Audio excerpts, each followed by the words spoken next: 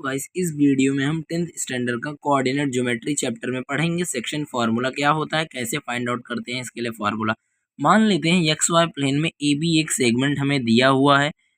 A B segment को कहीं पर पॉइंट पी m/n रेशो में डिवाइड कर रहा है। ठीक है, तो कैसे हम लोग ए और बी का कोऑर्डिनेट फाइंड आउट करेंगे या फिर रेशो फाइंड आउट करेंगे। ठीक है, समझते हैं। तो मैंने यहाँ पर कुछ अजम्पशंस लिए हैं। जैसे पॉइंट पी मैंने बोला सेगमेंट ए बी को एक्स वाई प्लेन में है, डिवाइड कर रहा है m/n रेशो में। अज्यूम कर लिया है ए बी का कोऑर्डिनेट और पी का कोऑर्डिनेट, समझ में आ रहा है। फिर हमने ड्रॉ कर दिया ए सी पी क्यू और B D perpendicular to X axis बराबर and parallel to Y axis है, समझ में आ रहा है इतना। इसी हिसाब से सी क्यू और डी का हमारे पास क्या हो जाएगा, कोऑर्डिनेट मिल जाएगा।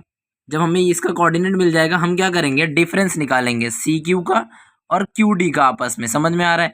तो हमारे पास अगर सी क्यू का निकालेंगे तो x-x1 हो जाएगा और डी क्यू का निकालेंगे तो x2 - x हो जाएगा, समझ में आ रहा है। इतना हो गया।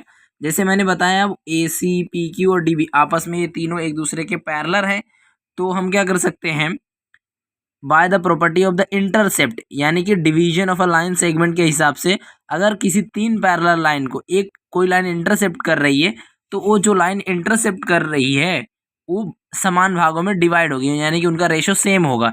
यानी कि पी बी बराबर होगा क्यू डी के बराबर, ए पी बराबर होगा सी क्यू के बराबर, समझ में आ रहा है। और उसका रेशो जो होगा उसके बराबर होगा। तो वही मैंने यहाँ पर लिख दिया हुआ है, आपको समझ में आएगा। फिर सी क्यू की वैल्यू हो गई, क्यू डी की वैल्यू हो गई, इसके अंदर पुट कर देंगे। ठीक है, तो मैंने C Q upon Q D equal to m/n लिख दिया। सी क्यू और क्यू डी की वैल्यू डाल दी, क्रॉस मल्टीप्लाई करेंगे। देख सकते हो हमने क्या किया, n/2 इसमें मल्टीप्लाई किया, m/2 ये क्रॉस मल्टीप्लाई किया, ये दोनों का आपस में मल्टीप्लाई, ये दोनों का आपस में मल्टीप्लाई किया।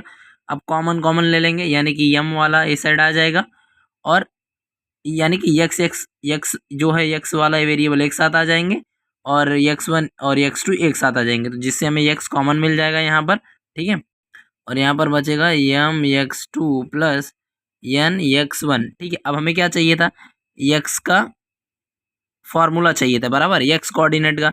तो हमारे पास यहाँ पर है m(x2) plus n(x1) divided m plus n हो जाएगा, समझ में आ रहा है। वही हम यहाँ पर लिखने वाले, तो ये हमारा फॉर्मूला हो जाएगा x के लिए।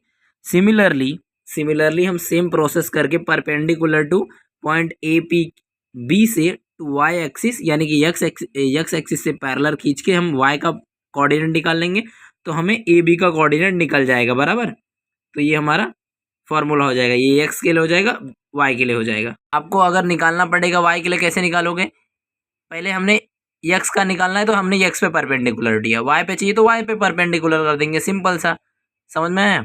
इसके बाद नेक्स्ट वीडियो में हम देखेंगे कैसे हम सॉल्व कर सकते हैं इससे रिलेटेड क्वेश्चंस। ठीक है, वीडियो अच्छी लगी तो लाइक कर देना, चैनल को सब्सक्राइब कर देना। मिलते हैं नेक्स्ट वीडियो में। देखो दोस्तों, मेहनत करना बहुत जरूरी है, मेहनत करते रहो, लगे रहो, ट्राई करते रहो। एक बार नहीं होता दूसरी बार ट्राई करते रहो, क्योंकि बहुत इंपॉर्टेंट है। बोर्ड तो आपको देना ही देना है, पास तो होना ही है।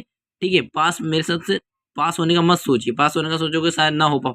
आप ट्राई करिए ज़्यादा से ज़्यादा मार्क्स स्कोर करने का। ठीक है, मिलते हैं नेक्स्ट वीडियो में। All the best for your exams.